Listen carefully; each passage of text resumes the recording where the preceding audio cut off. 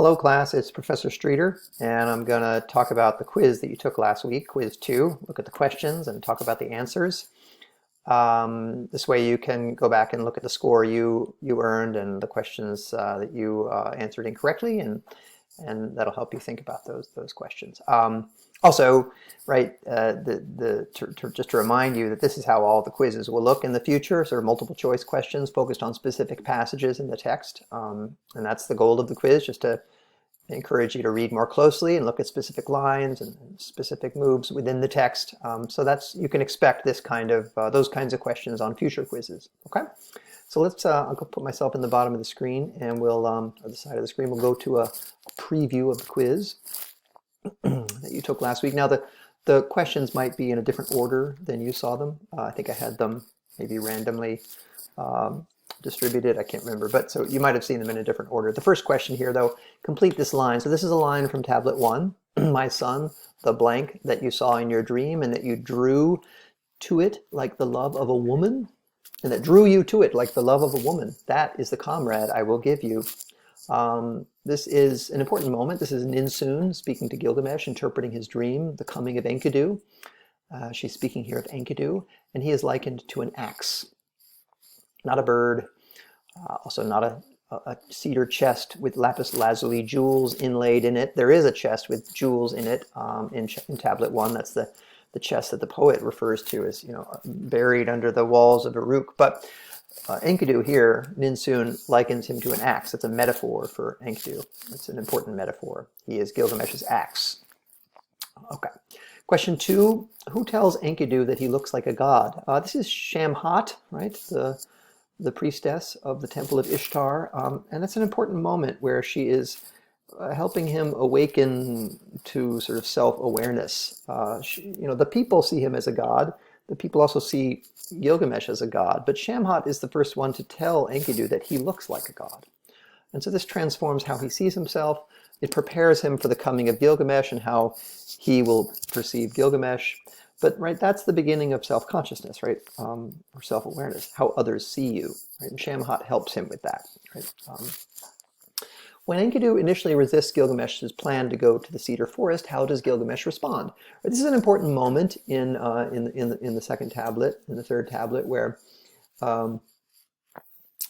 Enkidu comes out of the forest, and he knows that it's a good place, and that Humbaba is scary and also there for a good reason. He's there to protect the forest, and so Enkidu is opposed to this plan from the start. Right? He does not want to go there.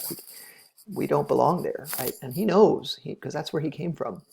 So he initially resists, and Gilgamesh responds by reminding him that men's days are numbered and that he shouldn't fear death.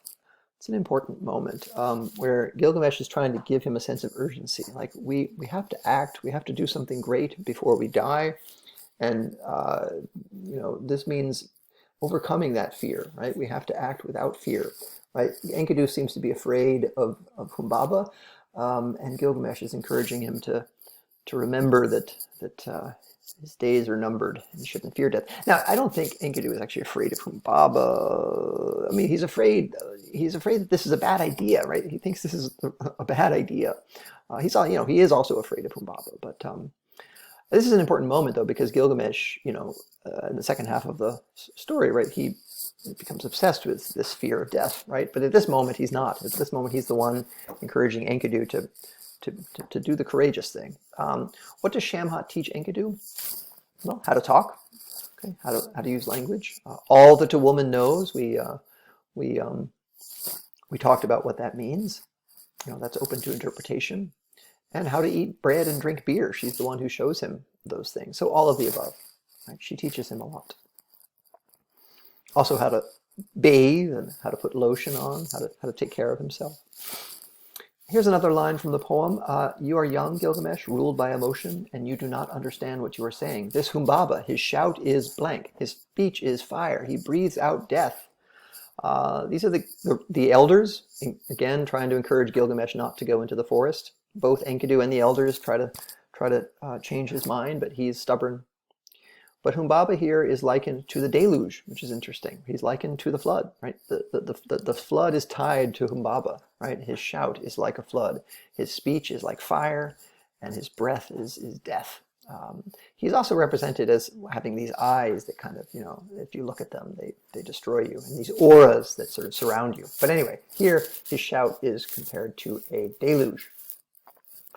What is the first thing that Gilgamesh wants to do with Enkidu after the Council of Elders speak to him about his plan to go to the Cedar Forest? This is before they go in Tablet 4, so this is in Tablet 3. He wants to go visit Ninsun, right, and get her blessing. Of course, he wants to get started on his journey. He's not interested in sleep and rest, so that is definitely not Gilgamesh. And Gilgamesh also doesn't seem to be interested in drinking beer. So, but he's anxious to get going. But before he goes, he wants to go visit his mother. It's an interesting moment to get her blessing before he leaves the city. He needs his mother's blessing. Question 7: to whom does Ninsun pray for the safe return of her son? Well, that's Shamash, right? The sun god, his protector god. Not Enu, the sky god, and not Enlil, the wind and the earth god, and not Ishtar, the goddess of love and war, but Shamash, the sun god. Question 8, what is the first dream that Gilgamesh has in the forest? He has 4 dreams, and Enkidu interprets each of them. It's a kind of lot of repetition in Tablet 4. We had an example of dream interpretation in Tablet 1 with Ninsun interpreting Gilgamesh's dream. Now Enkidu interprets Gilgamesh's dream. Toward the end, in Tablet 8, I believe, Gilgamesh will interpret Enkidu's dream of death before he runs off and tries to outrun the sun successfully, actually. He tries and succeeds in outrunning the sun, but before he goes on his journey, Gilgamesh tries to sort of change the course of events by interpreting Enkidu's dream, but notice he can't interpret it as a good omen. Enkidu's dream is a bad omen. Everybody knows it. Now, I think Gilgamesh's dreams in the forest are also bad omens, it turns out, right? He's having nightmares because something bad is coming, but Enkidu persuades him that these are good omens, and so gives him the courage to go on. Right now, the Enkidu is committed to the plan. He, right, complimenting Gilgamesh, right? He is there for Gilgamesh when Gilgamesh becomes weak and afraid, just as Gilgamesh was there for Enkidu when he was feeling weak and afraid. So the first dream is that a mountain falls down upon them. Okay, that is the first dream that he has. The dreams get more and more interesting, I think, in that chapter, in that part of the story. But the mountain is interpreted as, it's a good omen. The falling mountain is interpreted as, Humbaba falling, right?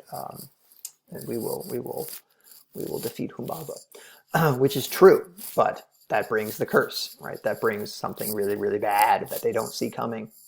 Question 9, complete this line of the poem by filling in the blank. Hand in hand, my friend, we will go together. Fix your mind completely on combat. Forget about death and just go after life. Whoever's out front watches out for both and leads his comrade to safety. Men like that make, and this I think is, this again is Gilgamesh speaking to Enkidu. Men like that make a name that lives on, right? So this is what Gilgamesh cares about at this moment, right? His name, his reputation, glory, how he's remembered.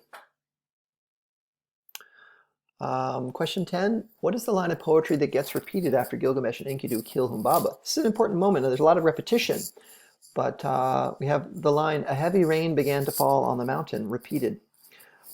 This is the moment where Humbaba is killed, and everything resounds through the mountains and the valley, like the mountain shakes, the blood from Humbaba pours down and creates a river of blood.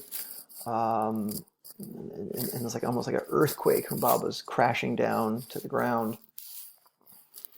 But we see from above rain, right? And so I think the suggestion is that the gods are crying here, that there's the tears of the gods as Humbaba crashes down because something terrible has happened. What is the curse of Humbaba? Not that Uruk will be destroyed, not that they will never come home, not that Gilgamesh will never have an heir, although that might be something to worry about. Gilgamesh doesn't seem overly concerned about that. But anyway, The curse is that they will never grow old together and that Enkidu will die first. And that's the curse. The Enkidu will die. They won't get to share their life together when they're old. And that Gilgamesh will have to grieve the loss of his friend for the rest of his life. That's the curse. The curse of Humbaba, which then starts being set into motion in tablet 7. There's an interlude of tablet 6 where they have an encounter with Ishtar. But then tablet 7, we see the curse kind of come to pass.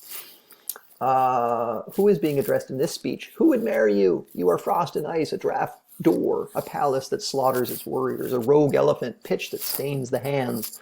This is some of the most memorable poetry in the poem. Gilgamesh speaking to Ishtar after she asks for his hand in marriage and he rejects her. So he's addressing Ishtar, right? That's who he's addressing. How does Anu want to know? What does Anu, the sky god, the father god, want to know before he hands Ishtar, right, Ishtar is his daughter, the tether to the nose ring of the bull of heaven? She goes to ask her father for the bull after Gilgamesh insults her, but Anu does not give her the keys to the car right away. First, he wants to make sure that the people of Uruk are protected, that the farmers have grown and stored 7 years' worth of hay. He wants to know that the people will not die as a result of sending down the bull of heaven. The bull of heaven brings about famine, presumably, drought. And so he wants to make sure the farmers can survive a drought, that they've stored up enough to feed themselves for 7 years, right? So the assumption here is that after this is bringing on a 7-year drought, right? But Uruk is prepared for it. This is one of the ways in which we know that Uruk is a well-functioning city and that Gilgamesh has been a good king on many measures, right? This is a city that's able to grow enough food to feed its people for 7 years, even with a drought. How are the dead envisioned in Enkidu's dream? But sorry, it also shows that the gods don't want the people to die, right? Anu is not willing to send down the bull and punish Gilgamesh or help Ishtar punish Gilgamesh if it means killing off the people. There's a limit to what the gods will do. How are the dead envisioned in Enkidu's dream?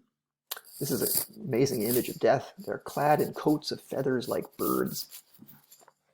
It's kind of a horrifying image in tablet 8, I believe. What does Gilgamesh bring, or tablet 7 or 8? I always forget if it's in 7 or 8, but in that dream of Enkidu. What does Gilgamesh bring as a gift to Ishtar during Enkidu's funeral rites? This is definitely in tablet 8. He brings the staff of polished gleaming wood. What does Gilgamesh see first after passing through the mountain of Mashu? He sees the trees of the gods made of exotic stones and gems, right? The garden of the gods he sees. It's an amazing moment, right? This is a beautiful moment. What is the lasting image of Enkidu's death that haunts Gilgamesh? The maggots crawling out of his nostrils. This is the image that he carries with him. The significance of giving the gift to Ishtar is that's kind of where Gilgamesh makes up with Ishtar, right? He gives her something. He's a staff of polished gleaming wood, right? This is the offering he makes to Ishtar. He's just insulted her, but now he makes up with her, right? And he shows reverence to her. The garden of the gods that he sees, no one gets to see this. Gilgamesh is the first, right? This is kind of like the Garden of Eden almost, but it's the garden for the gods. It's not for humans, right? But he gets to see it. He gets to glimpse it. What is the lasting image of Enkidu's death that haunts Gilgamesh? The maggots. What do the gods do during the flood in Gilgamesh? They cower, right? Curl up like dogs. They're terrified of the flood. This is Enlil kind of going too far, right? Pushing the limits, and the gods are terrified. It's an interesting moment where the gods are not represented as all powerful and perfect beings. They're represented as dogs. What does Utnapishtim say to his wife about us? That we're dishonest, right? The wife wants to give Gilgamesh a second chance, but Utnapishtim says, don't give him a second chance. Humans are dishonest. I don't know. Utnapishtim has become jaded and cynical as an immortal. And then finally, how does the epic end? Well, by returning to the beginning is the best answer, right? There's not a clear triumph of good over evil. It does remind us of our mortality, but that's earlier in tablet 11, right? It really ends by returning to the beginning. And there may be a transformation of Gilgamesh, but not a complete transformation, right? So this was maybe the hardest question, but it doesn't, I think that's the best answer, right? It ends by returning to the beginning. Okay, that's it. We're out of time. Hope that was useful. I will see you soon. Okay, take care.